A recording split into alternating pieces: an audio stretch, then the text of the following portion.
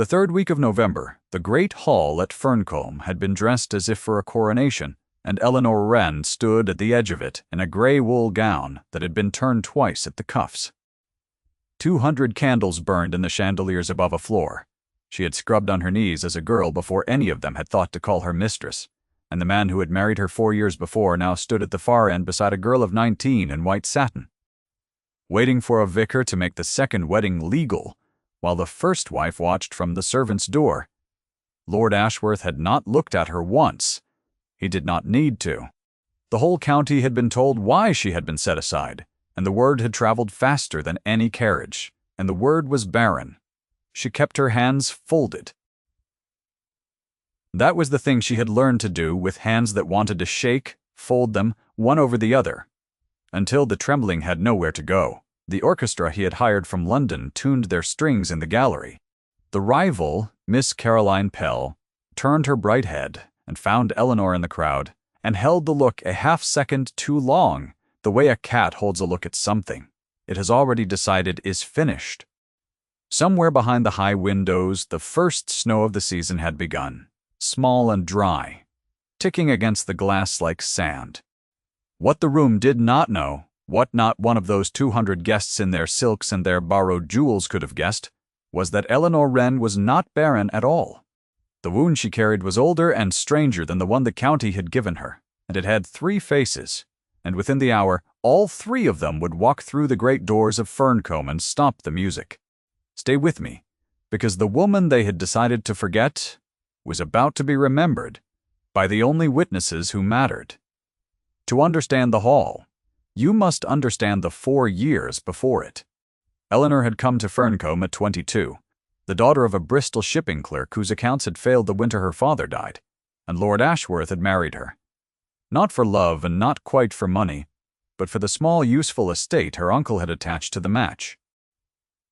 A strip of grazing land that bordered his own, that he had wanted for a decade. He had been handsome in the cold way of a man who has never been refused anything, and he had told her, in the carriage on the road from the church, that he expected an heir within the year, and that she would find him generous so long as she was useful.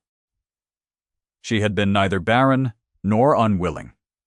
The fault, the physicians had eventually murmured, behind doors they thought were thick, lay with him a lord, however does not carry a fault. A lord assigns it. So the word had been given to her instead, and she had worn it the way she wore the turned cuffs, because there had been nowhere to set it down. In the second winter, a fever had passed through the cottages on the Ferncombe land, the low row of them along the mill stream where the families who worked the estate had always lived, and it had taken a weaver named Tom Carrow and his wife, within 4 days of one another, and left their 3 children alone in a house with a cold grate. The parish would have sent them to the workhouse at Tetbury. Lord Ashworth had said as much over his breakfast, buttering his bread, calling it the natural order, and had gone out to ride.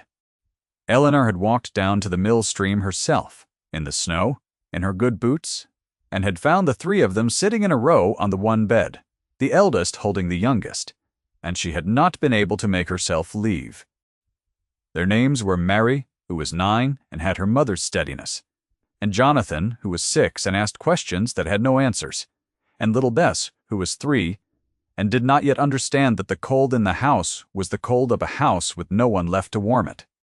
Eleanor had taken them not to the great house where Ashworth would have turned them out within the day, but to the dower cottage at the far end of the park, the small stone house with its own kitchen garden that had stood empty since the old lord's mother died, and she had told her husband only that she had taken on the management of a charity case, which was the kind of thing a wife was permitted to do, so long as it cost him nothing and required nothing of him. He had not asked again.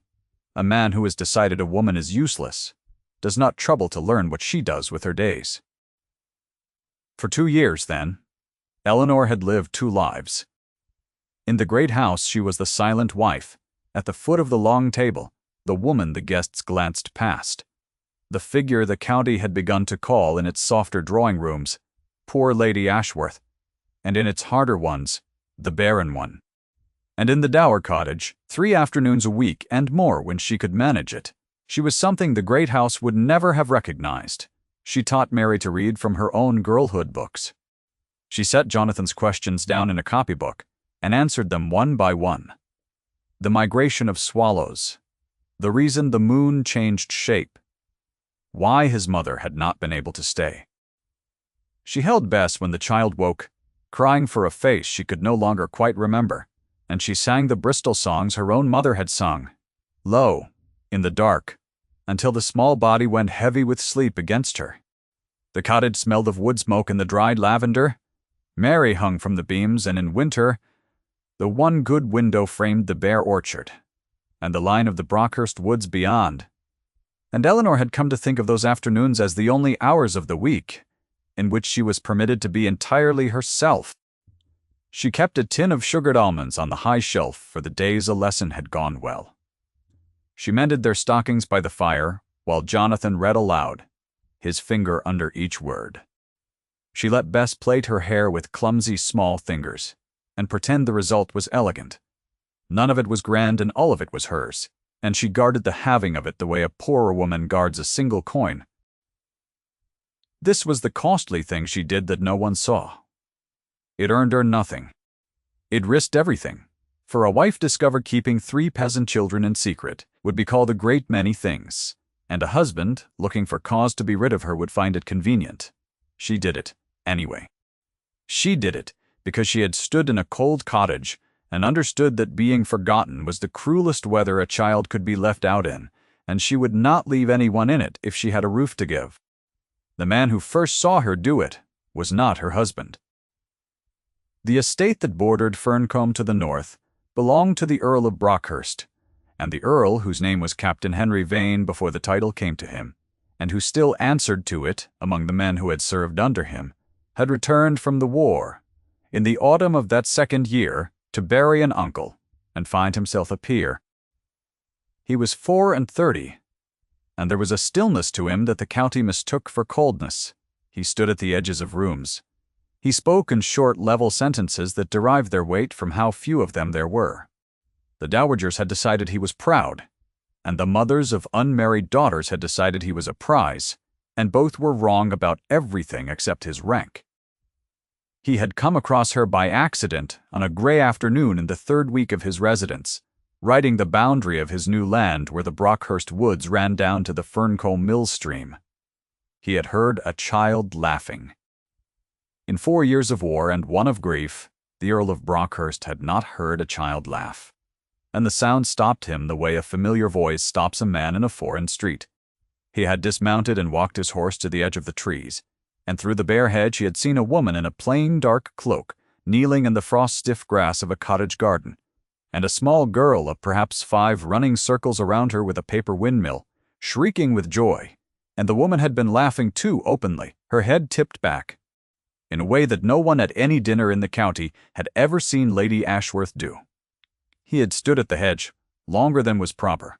He had watched her catch the child and lift her and press her face into the small neck, and he had watched her then look up, sharply the laughter gone, alert as a deer because she had heard his horse shift.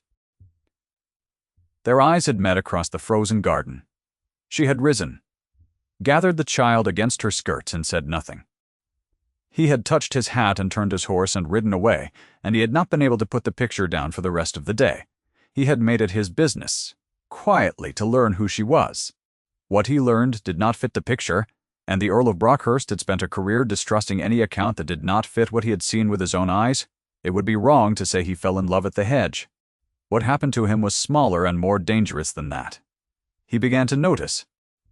He noticed that when the 2 estates shared the cost of repairing the mill bridge, it was Lady Ashworth's careful hand in the steward's ledger, and not her husband's.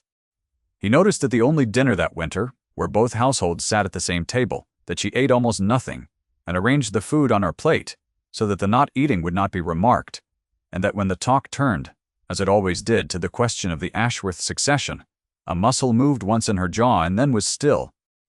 He noticed that her gloves had been mended at the seam of the right thumb, with thread a shade too pale, and that she kept that hand in her lap.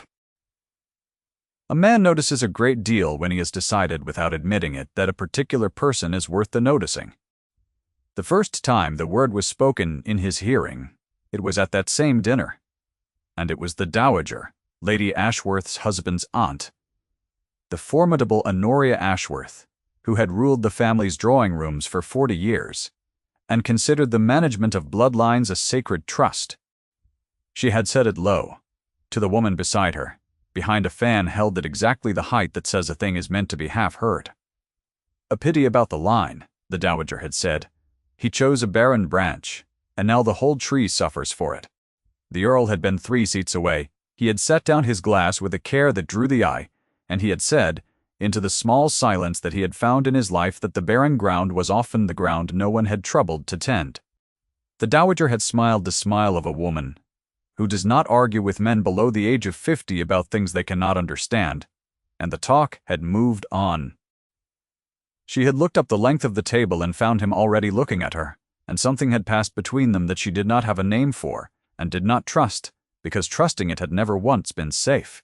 She told herself he had spoken from the soldier's habit of contradiction. She told herself that a man like that, an earl, returned from the war with the whole county's daughters arranged before him, did not waste a second thought on the discarded wife of his neighbor. She told herself this carefully and often. The way one presses a bruise to be sure it still hurts, and her body did not believe a word of it. Her body had noted exactly where he stood in every room thereafter.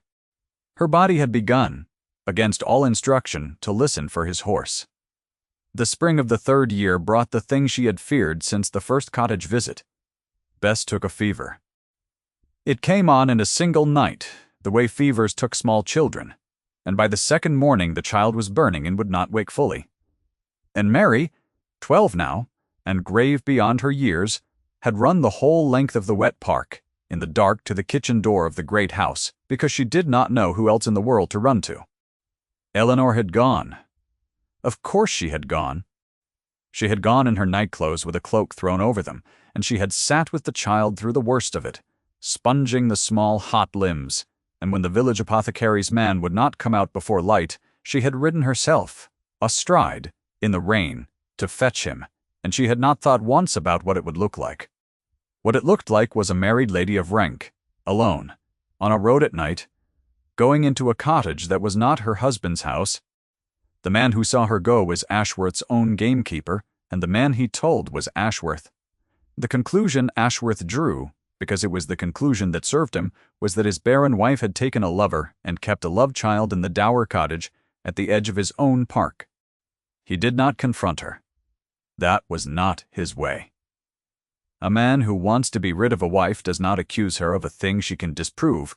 He gathered it, quietly, the way Eleanor had once gathered 3 orphans. And he kept it. And he began to plan a wedding. The Earl of Brockhurst learned of Bess's fever the same week, because the apothecary's man also tended the Brockhurst stables and was the sort who talked.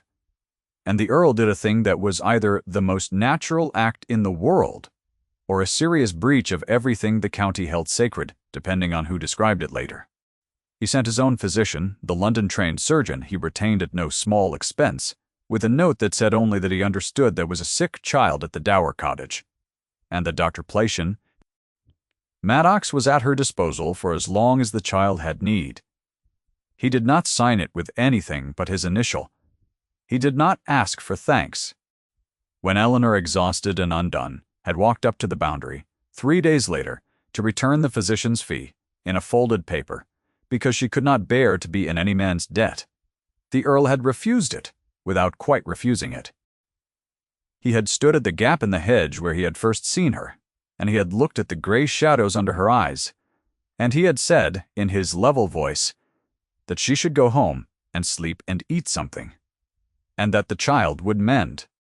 It had sounded like a command. The county would have heard a command. Eleanor had heard, underneath it, the only person in 4 years who had told her to rest, as though her resting mattered, and she had had to turn her face away so that he would not see what it did to her.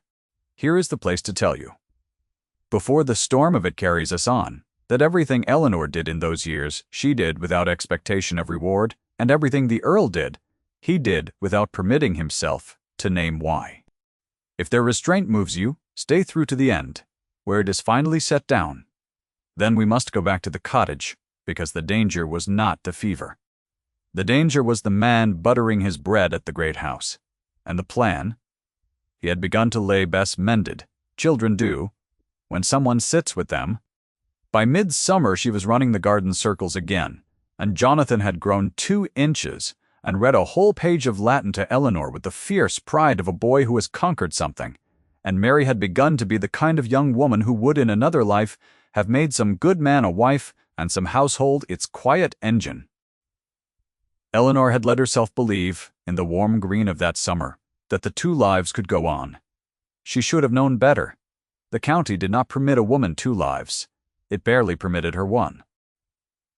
The blow fell in October, and it fell in the cruelest possible shape, which was the shape of generosity. Lord Ashworth announced, to the astonishment of his aunt, and the delight of the gossips, that he had at last resolved the difficulty of his marriage. He would not divorce his wife, for divorce was ruinous and slow, and required a man to say in public things that reflected on his own person. He would do something cleaner. He had, he explained, secured an annulment on the grounds that the marriage had never produced and could never produce issue, a thing the dowager had been pressing the bishop on for a year. And being thus freed, he would marry Miss Caroline Pell, the daughter of a baron with good blood and better connections. Vie in a great wedding at Ferncombe before the winter, and he would do Eleanor the kindness, the public, witnessed, county-wide kindness, of allowing her to remain under his roof as a poor relation until other arrangements could be made. It was a masterpiece of cruelty, because it wore the face of mercy. He would not cast her out.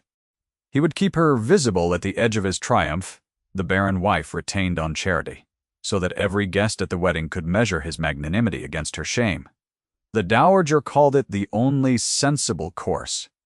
Miss Pell, who was 19 and had been told all her life that she was the correct choice for someone, accepted him within the week and began at once to plan the flowers.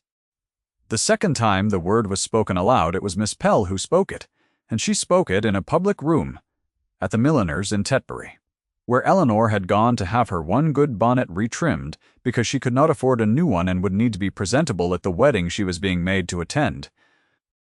Miss Pell had come in with 2 friends, all ribbons and laughter, and had seen Eleanor at the counter and had said, loudly enough for the shop in the street, that she did not know how she would bear it, sharing a house even briefly but the barren one, and that she only hoped the poor creature's misfortune was not catching. The friends had laughed.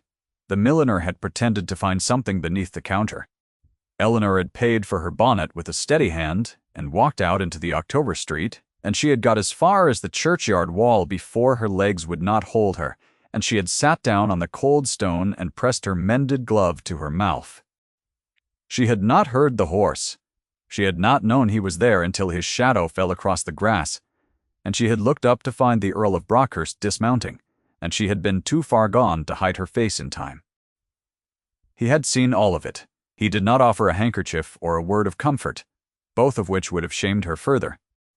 He sat down on the wall beside her, a careful foot of cold stone between them, and he looked out at the same gray middle distance she was looking at, and he said that he had heard of the arrangement, and that he found it the act of a small man dressed as a large one. Then he was quiet. He let her be quiet. After a while, in a voice that had gone rough at the edges in a way she had not heard from him before, he asked her one question. He asked her whether the children at the dower cottage were hers. Eleanor could have lied. The lie would have been kinder to her own safety. She looked at the line of his jaw, still as carved stone against the cold sky, and she told him the truth, all of it, the fever winter, and the cold grate, and the 3 children, sitting in a row on the one bed, the 2 years of borrowed afternoons, the songs in the dark. She told him because she was tired past the point where a person can hold a thing alone, and because some buried instinct she did not examine had decided that this was a man to whom one could give the truth and have it held rather than used. When she had finished, the Earl of Brockhurst sat very still, and then he said the thing that was the closest he had yet come to the wound he carried, the thing he had told no one in the county. He said that he had had a sister, younger than him by 11 years, and that their parents had died when she was small and he was already gone for a soldier, and that he had left her to the care of relations who had not troubled to tend her. and that she had died of a fever at 14 in a cold room while he was winning a battle in Spain that no one now remembered the name of. He said that he had not been there to sit with her.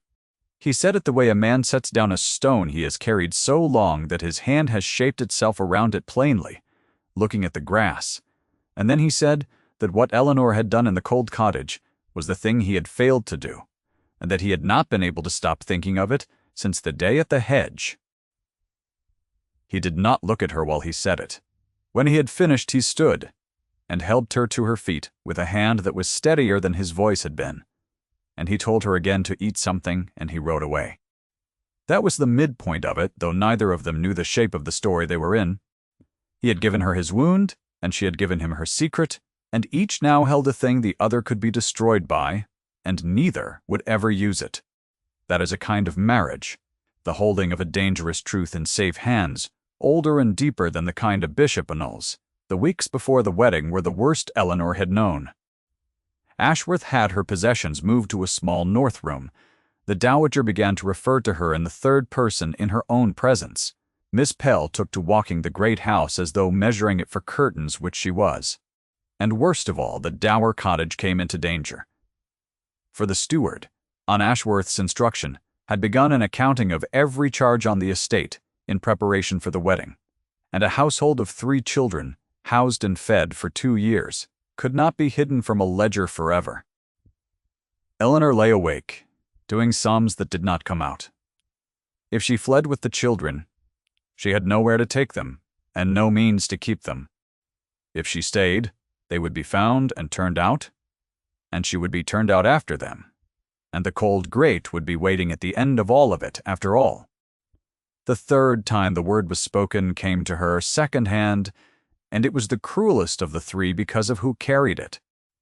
Mary, the eldest, 12 and sharp, had walked into Tetbury on an errand, and had heard 2 of Ashworth's grooms in the inn yard laughing about the wedding, and one of them had said that the master was throwing the whole grand show chiefly to grind the barren one's face in it, that he could have set her quietly aside in London, but chose Ferncombe, so the county could watch her stand there and take it. Mary had come home white and furious, and had repeated it to Eleanor word for word, not understanding all of it, understanding enough, and had asked why the Lord hated her so. And Eleanor, who had borne the word from the dowager and from the rival, without breaking, found that she could not bear it from the mouth of a child she had carried through a fever. She had gone out to the cold garden and stood among the dead stalks of the summer's beans. And she had wept as she had not let herself weep in 4 years, with her whole body, silently, so the children would not hear. What she did next was the thing that mattered, the thing the whole story had been building toward. And it was not a grand thing, it was a letter. She sat down that night at the cottage table, and she wrote to the Earl of Brockhurst, and she did not ask him for rescue, because asking a man to rescue her was not in her and never had been. She asked him a question. She asked whether he knew of any honest household, any school, any distant respectable situation, anywhere at all, where 3 children might be taken in together and not separated, for she had a small sum saved and would give every penny of it, and her labor besides, and she could not let them be sent to the workhouse and split apart. And she had no one else in the world to ask.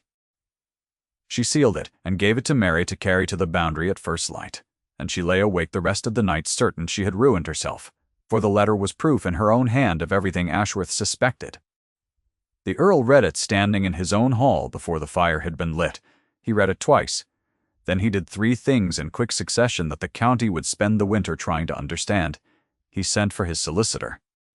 He sent for his steward, and he sat down and wrote to Lord Ashworth, accepting with pleasure the invitation to the wedding at Ferncombe, that he had until that morning intended to refuse. The day of the wedding came in with the first true snow, and Ferncombe filled by noon with every family of consequence within 30 miles. For an annulment and a remarriage in a single season was the kind of scandal that no one would admit to enjoying, and no one would miss. Eleanor was made to be present, dressed in the grey wool, placed not among the guests and not among the servants, but in the in-between space by the side door, that was its own kind of verdict. The dowager was magnificent in plum and diamonds. Miss Pell was a column of white satin.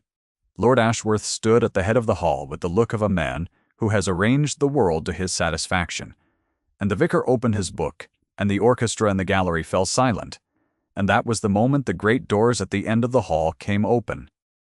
They came open without ceremony, pushed by hands too low for any footman, and through them, into 200 faces turning at once, walked 3 children.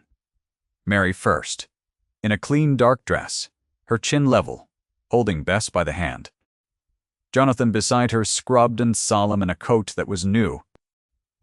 And behind the 3 of them, unhurried, in a plain dark coat, with no decoration but the cut of it, came the Earl of Brockhurst, and he closed the great doors behind him with a sound that carried the length of the silent hall. Eleanor's heart stopped in her chest. She did not understand. She started forward from the side door, and a footman moved, as if to stop her, and then did not dare, because the Earl was already walking up the center of the hall with the 3 children, straight up the aisle that had been cleared for a bride, and the whole room was frozen, and Ashworth's face had begun to change. The Earl stopped before the vicar. He did not raise his voice. In the level tone the county had mistaken for coldness, he said that he begged the company's pardon for the interruption, but that before any vows were exchanged on the subject of barren branches and broken lines, the assembled families ought to know the truth of the matter, since so many of them had been so generously told the lie. He turned, unhurried, and he looked at Eleanor across the length of the hall, and he held out his hand to her, palm up, in front of all of them. She could not move. Mary moved instead.